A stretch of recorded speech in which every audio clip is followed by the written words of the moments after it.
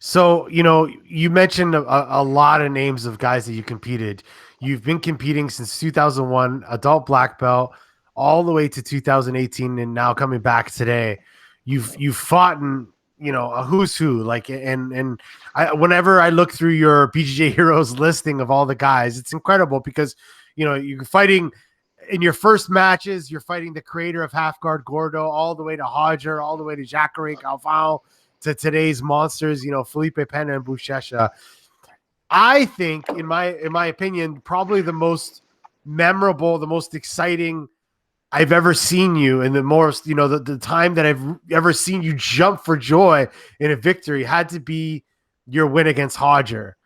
Was number one, was that your biggest win, do you feel, in your career? Number two, tell me a little bit about how that fight went, because you guys have fought over the years, and tell me what it was about that much in particular where you're able to get the win. And, I'm talking about the World's Finals and in 2005 or 2006. That's right. Yeah. So that's the one I'm talking about. Am I off there? Yeah. Was that your happiest victory? Yeah, for sure. For many reasons, First of all, I almost didn't compete that tournament because I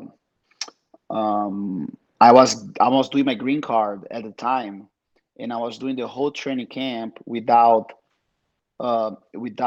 knowing if I was gonna compete, because I didn't have the visa, and also, and how people discredit me a little bit, because 2001 I ended up losing to Gorno. 2002, I took tournament open, my first, my first open, my second worlds, and my first open division. I beat the who's who, and I lost to Pejupano, and I could have closed out with Saulo with 21 years old. 2003, I had an infection before ADCC, and I didn't compete all the way until 2004. And in 2004, I did win everything, and then I lost Jacare in a very, close out match, and then he got his arm broken, and then people like discredited Xande. I was like, okay, not a problem, And then 05, and of course 05, I got my ass kicked in the ACC, but I had I beat Jacare, so I was showed that I had the chance to win and everything. But in 05, just for a bad strategy, I ended up fighting Roger on the final of my division. I lost to him, and then I lost to Braulio in the Open, which again was a kind of like a weird fight. But then, so it was the whole like Jacare and Roger thing. I don't remember why Jacare didn't fight 06, to tell you the truth. I cannot remember that. But anyhow, so 06, I did fight a week before. So I ended up fighting, going to Brazil, and I fought the Copa do Mundo a week before, and I had like 6 fights. And I beat Braulio, I beat Galvão, I beat Gaia, Braulio beat Margarida, and I had all those fights, and I lost Pejupano in the semifinal. So I won. So anyway, on that weekend, I had 14 fights. Oh, wow. And I think I had 11 submissions in 14 fights on that weekend, And then I fought the Worlds, I beat Cyborg in a semifinal, of the Open. And in my final, I submit everyone all the way to the finals in 06, And people, okay, it's not Jacare. Roger gonna win, I'll say, what, man? This guy, I'm gonna have to tear my freaking head apart to beat me, And I remember, he's so confident, which I would, the guy is a beast, For me, he's the GOAT for sure. And it was just overwhelming because he did beat me in Abu Dhabi 03, Abu Dhabi 05, and then I beat him in Pan Ams, and then he goes there and freaking pulls guard the most silly way and catches me, and I'm like, God damn it, dude, And I triangle him in the ADCC. He escapes, he catches me. I was like, what the fuck's going on? You know what I mean? Like, can't do anything right in this thing. Yeah, and I think the whole process of like being the underdog and being in Tijuca, and they already said, oh, it's gonna end here. We're gonna go to Worlds next year. I was like, you know what, man, this guy's not gonna beat me. So I had a good strategy. That take down the end, which according to the rules at the time was 2 points. I got the 2, and then ended up beating me. And for sure, just feeling that energy. And again, I think maybe 80% of people are more cheering against him, than Mm. actually cheering for me, because they're calling like, oh, vice de novo means like you're second again versus Xande is the champion. But it is what it is. Like I said, I don't make that thing change the way I feel about my accomplishments. And I think for sure that one had a special. It's for sure is the first one, the most important one because at that point, I was the number one in the whole world, no doubt, in my sport. So I can say that I am the number one, the best out of 7 billion people in the world. I am the number one, and for sure that feeling is never to be forgotten. So that match will, obviously be the most memorable.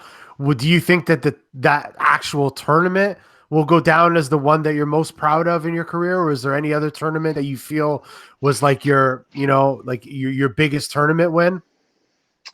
Uh, for the circumstances, maybe because like I said, 14 fights, Yeah. plus training, not knowing if I was gonna compete. But '08 was also a very special one. I was in super good shape.